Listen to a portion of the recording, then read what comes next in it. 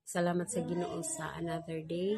Ni ana sab aron mag-share magtuon sa pulong sa Ginoo. Mao ni ang pamaagi nga makahibalot akong asa ta. So sa last time atong natun-an nga niinduha lang ka lugar nga pwede adtuan sa tao, could be langit or impyerno. So daghan nag-reply sa ato ang mga videos na sila. Ganahan jud mig langit.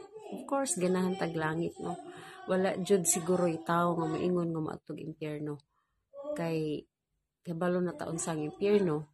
Yeah, even sa mga notorious nga mga criminals, mo ganahan jud sila maadtog langit.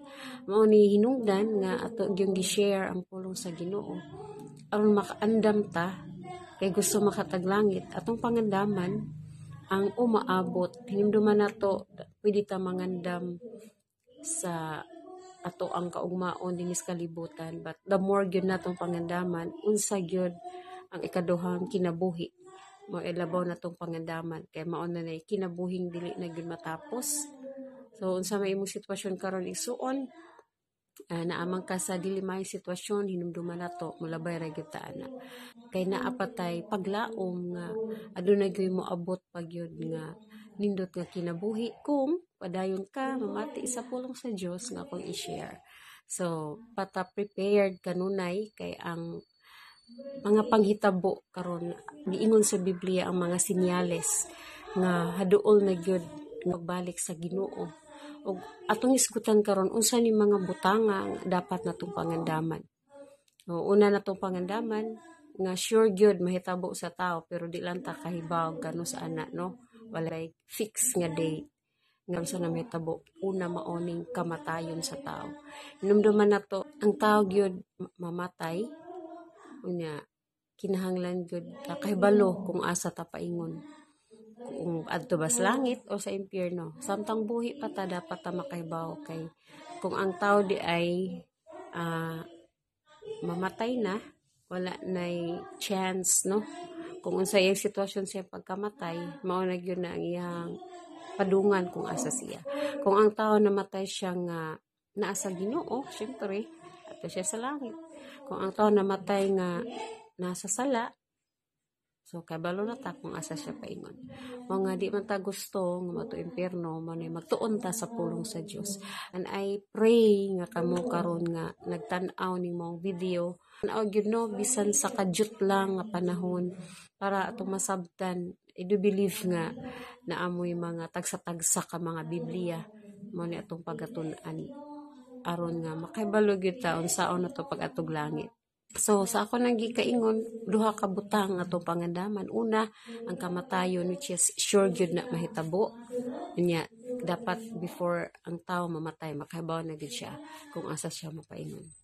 Then ikaduha is ang gitawag og sakgaw. So kining sakgaw matud pa sa 1 Thessalonians chapter 4 verse 15 to 18 ingon diha nga katong nangamatay na nga naa sila sa Ginoo, meaning nahimo silang pinili sa Ginoo, nagsunod sa Ginoo, nagmasinultanon sa Ginoo, nangamatay sila una nato anang panahon na sa dihang mutugtog na ang trompeta nga madungog sa tibok kalibutan.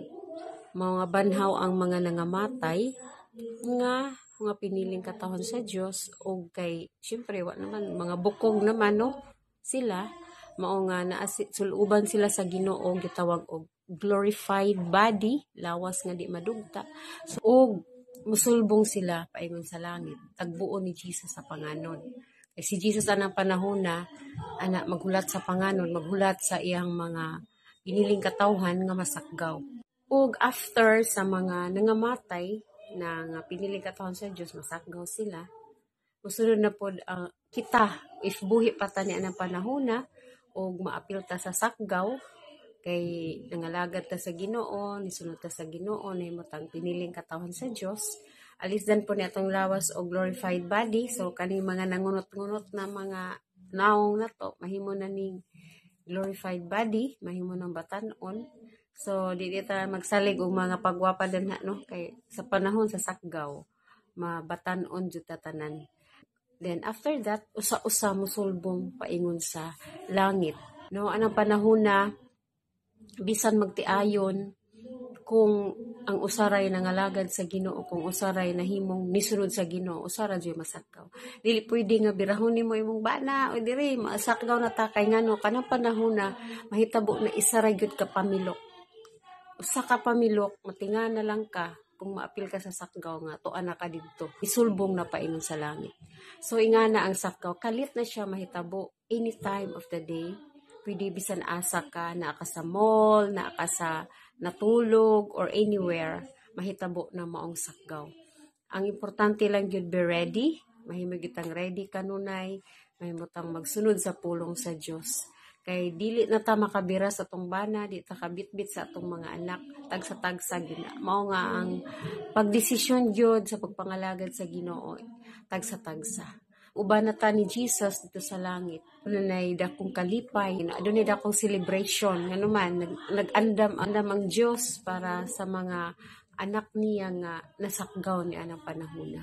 So, I do believe nga ito yung masabtan, no? Yung unsa ning sakgaw.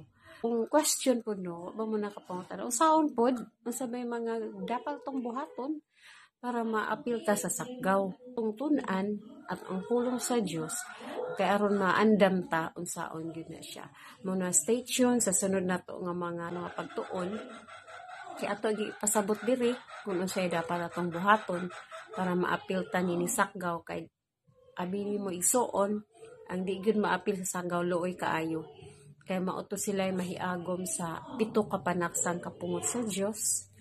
Mag-antos pa sila dinis kalibutan, then mag-antos pa gyud sila sa umaabot dito sa kalayo nga walay pagkapayo palong. So mao na sana pagkakaron, next time atong i-share dinhi kung unsay gyud ng atong buhaton para nga maapil gyud ta ni ining sakgaw. Para nako di ko ganahan mabilin, kay di gyud lalim ang mabilin sa sakgaw nga mag-antos gyud sa gitawag og pito ka panaksang kapungot sa Dios. Mga salamat sa pagpaminaw. O I declare nga tanan akong na-share matisod yun sa inyong makasing-kasing. Salamat o God bless.